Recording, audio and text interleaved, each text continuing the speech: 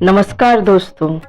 महाभारत और रामायण से जुड़ी ऐसी कई कहानियां हैं जो सिर्फ हमें अपने बुजुर्गों, दादी या नानी से ही सुनने को मिलती है।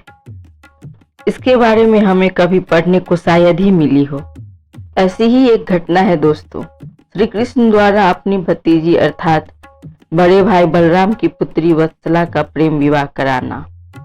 श्री कृष्ण ने अपनी बहन सुभद्रा का अर्जुन से प्रेम विवाह कराया था, यह तो सभी जानते हैं। आइए दोस्तों जानते हैं कि लीलाधर कृष्ण ने अपनी भतीजी का प्रेम विवाह कराने के लिए क्या लीला रची थी। श्री कृष्ण वासुदेव और देवकी के पुत्र थे।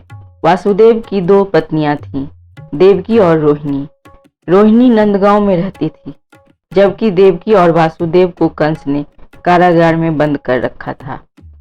जब कंस श्री कृष्ण को मारना चाहता था, तब वासुदेव श्री कृष्ण को अपने मित्र नंदराय के यहाँ नंदगांव में छोड़ आते हैं। नंदराय की पत्नी यशोदा, जो कृष्ण का पालन अपने पुत्र की तरह करती है। नंदगांव में ही वासुदेव की पहली पत्नी रोहिणी अपने दो बच्चों बलराम और सुभद्रा के साथ रह रही होती है। इसलिए श्री कृष्ण बलराम और सुभद्रा के साथ खेलकर बड़े हुए। सुभद्रा और कुंती पुत्र अर्जुन के बीच प्रेम था। जब यह बात श्री कृष्ण को पता चली, तो वह अपनी बहन का विवाह बिना बड़े भाई बलराम को बताए अर्जुन से करा देते हैं। अर्जुन और सुभद्रा का एक पुत्र उत्पन्न होता है, जिसका नाम अभिमन्यु होता है। जब पांडव वनवास में थे, तब अभिमन्यु बहुत छोटे थे। इसलिए सुभद्रा अपने बेटे के साथ अपने मायके में यानी द्वारका में रहती थी। क्योंकि अभिमन्यु अपनी माता के साथ द्वारका में रह रहे थे, इसीलिए वहीं उनकी परवरिश वत्सला के साथ हो रही थी। उन दोनों को साथ में पलता बढ़ता देखकर सुभद्रा अभिमन्यु का विवाह वत्सला से करने का स्वप्न देखने लगी।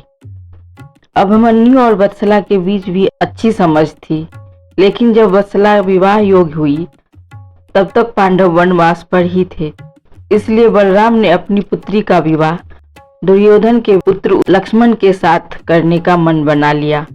जब यह बात सुभद्रा को पता चली, तो वह श्री कृष्ण के पास पहुंची। सुभद्रा की बात सुनने के बाद श्री कृष्ण ने कहा कि पूर्व में तुम्हारे विवाह के लिए मैंने भ्राता बलराम का विरोध किया था, लेकिन दूसरी बार ऐसा करके मैं उन्हें दुखी नहीं कर सकता। हाँ, यह काम तब संभव है जब कोई मायावी राक्षस वत्सला का हरण कर ले। इतना कहकर कान्हा द्वारका नगरी से किसी कार्य की पूर्ति के लिए बाहर चले गए। सुभद्रा अपने मन में श्री कृष्ण की बात लिए हुए वन की ओर चल दी। शाम तक वह महल में वापस नहीं लौटी। अभिमन्यु भी उन्हें ढूंढने निकल गए। सुभद्रा से जब अभिमन्यु ने समस्या पूछी, तो उन्होंने श्री कृष्ण के साथ हुई बात बता दी। सुभद्रा और अभिमन्यु बात कर ही रहे थे कि तभी सांझ ढलने के कारण मायावी घटोत्कच वहां आ पहुंचा। अभिमन्यु ने राक्षस को देखते ही निशाना साधा और बाण से उसे गिरा दिया।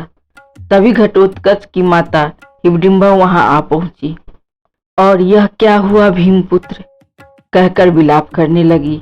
जैसे ही सुभद्रा और अभिमन्यु को पता चला कि जिस मायावी राक्षस को उन्होंने बाण मारा है, वह भीम और हिमडिंबा का पुत्र घटोत्कच है, तब वे दोनों भी उनकी देखभाल में लग गए।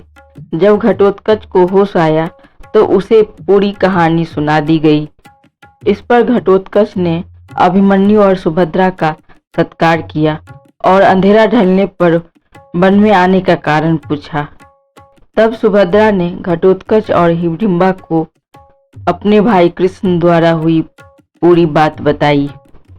घटोत्कच भीम का पुत्र था, इसलिए वह बुद्धिमान और बलशाली भी था। जैसे ही सुभद्रा ने कहा कि ऐसा बोलकर श्री कृष्ण द्वारका से बाहर चले गए, वह तुरंत समझ गया कि इसका आशय क्या है। तब घटोत्कच ने कहा कि अपने भाई अभिमन्यु के लिए वत्सला का हरण करने का कार्य मैं स्वयं करूंगा। फिर जब दुर्योधन अपने बेटे लक्ष्मण कुमार की बारात लेकर द्वारका आया, तब घटोत्कच ने वत्सला का हरण कर अभिमन्यु के साथ उसका विवाह संपन्न करा दिया। इस तरह अपनी भतीजी के विवाह में बिना कुछ किए कान्हा ने सब कार्य पूर्ण कर दिया। अगर आपको ये वीडियो पसंद आया हो तो इसे लाइक कीजिए और अपने जानने वालों के साथ शेयर कीजिए। साथ ही चैनल को सब्सक्राइब करना और बेल आइकन को दबाना ना भूलें। अगर दोस्तों आपके पास कोई सवाल या सुझाव हो तो कमेंट सेक्शन में बताना ना भूलें। धन्यवाद।